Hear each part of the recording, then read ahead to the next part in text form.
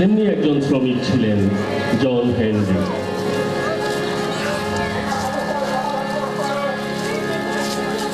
শর্ত ছিল কাজ শেষ না করে কোনো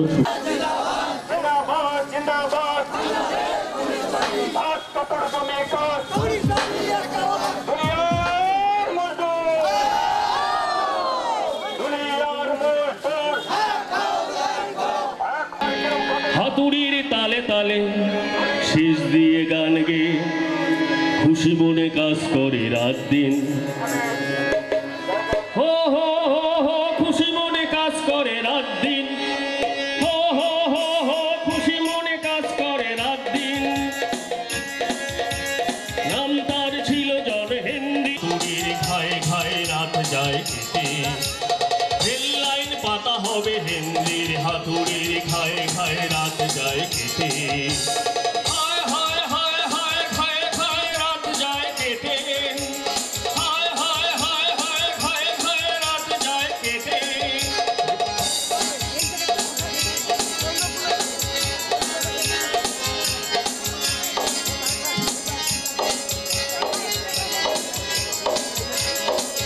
জন হেনরির ছিল প্রিয় সঙ্গিনী, নাম তার মেরি ম্যাকভিলিন। জন হেনরির ছিল প্রিয়। হো হো পেশি নেবে পরাজয় মানি। হো হো হো হো পেশি নেবে পরাজয় মানি। সাদা সরদার বলে হেসে হেসে, সাদা সরদার বলে হেসে হেসে, কালো নিগারের তোর সাহস। সাদা সরদার বলে হেসে হেসে, কালো শ্রমিকদের শিক্ষা দিতে চেয়েছিল, শ্রমিক ছাঁটাই করতে চেয়েছিল। কিন্তু হেনরি ছিলেন উনি বলেছিলেন আমি মেশিনের প্রতিদ্বন্দ্বী হব, আমি দেখিয়ে দেব মেশিনকে আমি পরাজিত করতে পারি। এবং উনি করেছিলেন তাই। জন হেনরির হাতুড়ির ঝলকে, জন হেনরির হাতুড়ির ঝলকে চমকায় বিজলির গতি। হো হো হো হো মানুষের কাছে মানে নতি। হো হো হো হো মানুষের কাছে মানে নতি।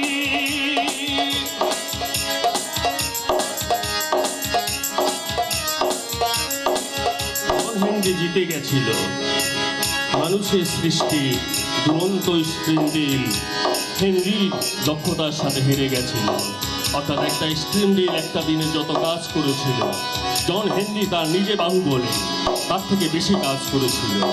শ্রমিকরা উল্লাসে ফেটে পড়েছিল। লাখো শহীদের, লাখো শ্রমিকের কাছে সে জানিয়ে গেছিল যন্ত্র নয়, আমরাই পারি। কিন্তু জন হেনরির যে ছোট্ট মেয়েটি, পাথরের মতো, পাথরের ঝর্ণার মতো যে মেয়েটি, সে মেয়েটি তখনও জানে না তার বাবা কোথায়। জন হেনরির কচি ফুল মেয়েটা পাথরের বুকে যেন ঝর্ণা।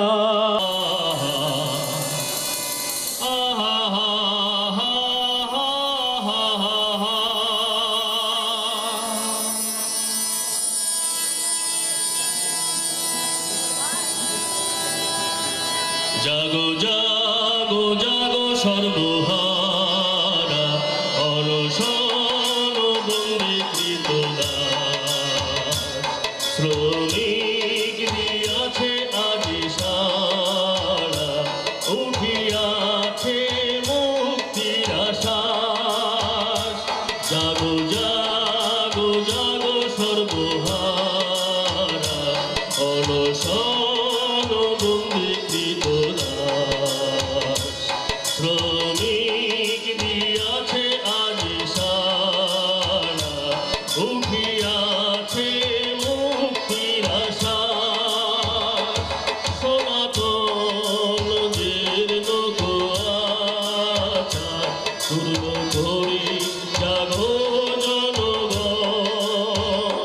ঘুচায় দৈন্য হাহাকার, জীবন মরণ করে সনাতন জীর্ণ কুয়াশা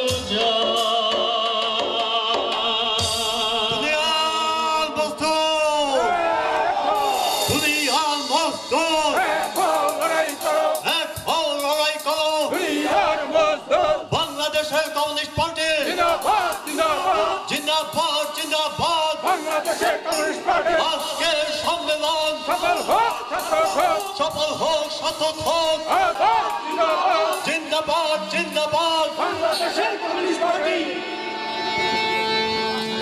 সবাইকে আবার লাল সালাম জানিয়ে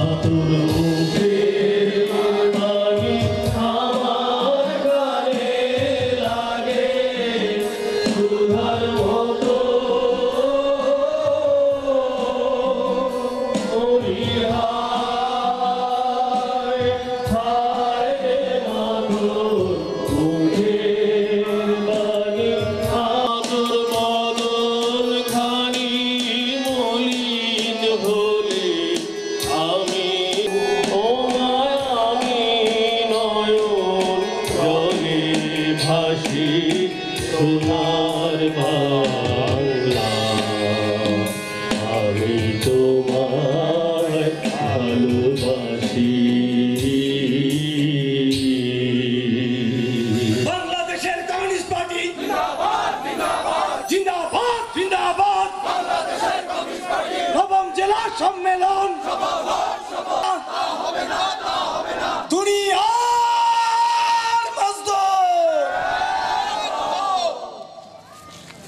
যাদের শ্রমে বিশেষ করে বাংলাদেশের কৃষক, বাংলাদেশের শ্রমজীবী মেহনতি মানুষ এবং বিদেশে অবস্থানরত শ্রমজীবী মানুষ, যাদের শ্রমে দেশটা এগিয়ে চলছে তাদের প্রতি শ্রদ্ধা জানিয়ে এবং যাদের শহীদের রক্তের বিনিময়ে আমাদের দেশ স্বাধীন হয়েছে এবং আমাদের এই লাল পতাকার সংগ্রাম চলছে, তাদের সকলের প্রতি শ্রদ্ধা জানিয়ে এবং আগামী দিনে পার্টির বাগেরহাট জেলা সম্মেলনের শুভ উদ্বোধন ঘোষণা করছে।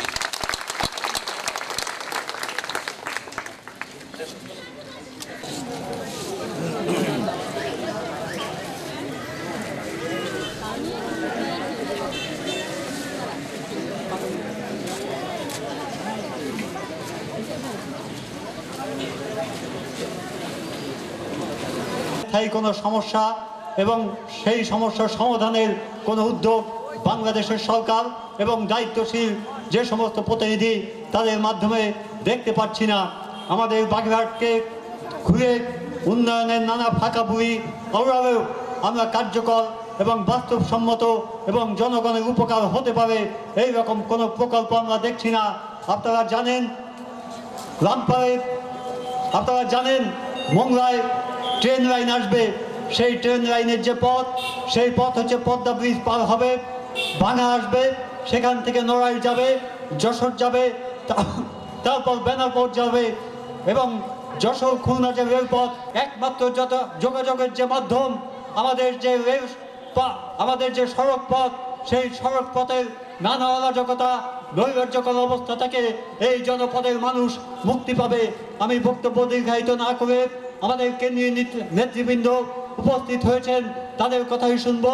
আমি কথা বলার জন্য বক্তব্য রাখার জন্য আহ্বান জানাচ্ছি বাংলাদেশের কমিউনিস্ট পার্টি কেন্দ্রীয় কমিটির সদস্য, খুলনা জেলা কমিটির সাবেক সাধারণ সম্পাদক কমরেড এস এ রশিদকে।